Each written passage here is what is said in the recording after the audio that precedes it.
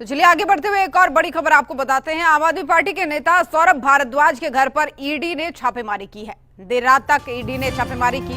सुबह 4:30 बजे रवाना हुई ईडी की टीम और हॉस्पिटल निर्माण घोटाले से जुड़े मामले में यह कार्रवाई हुई है। तो आम आदमी पार्टी के नेता सौरभ भारद्वाज के घर पर कल से ही ईडी की छापेमारी लगातार चल रही थी और आज सुबह 4:30 बजे तक ईडी ने लगातार उनके अलग अलग ठिकानों पर छापेमारी की है। तो सुबह 4:30 बजे ईडी की टीम रवाना हुई छापेमारी करने के बाद से और हॉस्पिटल निर्माण घोटाले से जुड़े मामले में ये कार्रवाई की गई है। और सहयोगी विनय हमारे साथ बने हुए इसी खबर पर। विनय, आम आदमी पार्टी की भी और उसके नेताओं की मुश्किलें एक बार फिर से बढ़ती हुई दिख रही है। कुछ मिला ईडी को छापेमारी में?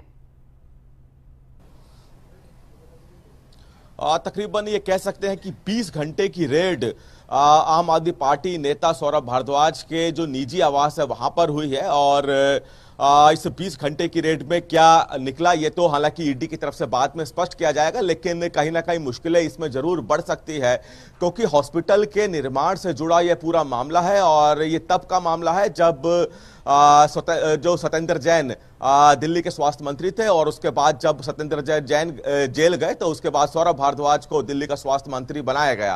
अब चूंकि स्वास्थ्य से जुड़ा हुआ मामला है और ये कहा गया कि जो हॉस्पिटल हैं उनके निर्माण में देरी हुई। जिन हॉस्पिटल के निर्माण के लिए 6 महीने का समय मांगा गया था, यानी कि जिनको पुनर्निर्माण या फिर ये कहें कि नवीनीकरण करना था, 6 महीने का समय मांगा गया था, वो अभी तक लंबित है और जो बजट भी बढ़ा है। 20 घंटे की इस रेड में बहुत सी बातचीत, बहुत से सवाल यहाँ पे सौरभ भारद्वाज, चूंकि जब ये रेड हुई तो सौरभ भारद्वाज अपने घर पर ही मौजूद थे।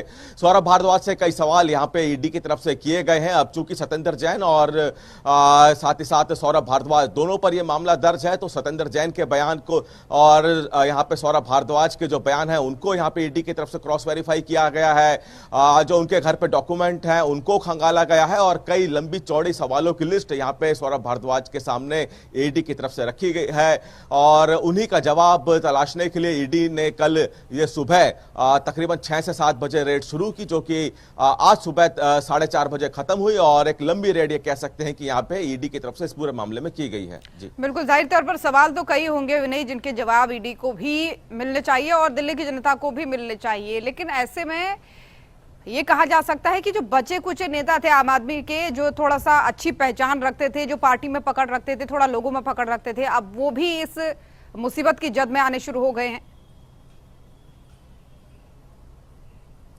और देखिए, सौरभ भारद्वाज आम आदमी पार्टी के दिग्गज नेताओं में से एक हैं, प्रवक्ता हैं। हमेशा जो आम आदमी पार्टी की तरफ से बात रखनी होती है तो सौरभ भारद्वाज को कई बार आपने देखा होगा कि आम आदमी पार्टी का वर्जन वो रखते हुए आते हैं, बात रखते हुए नजर आते हैं।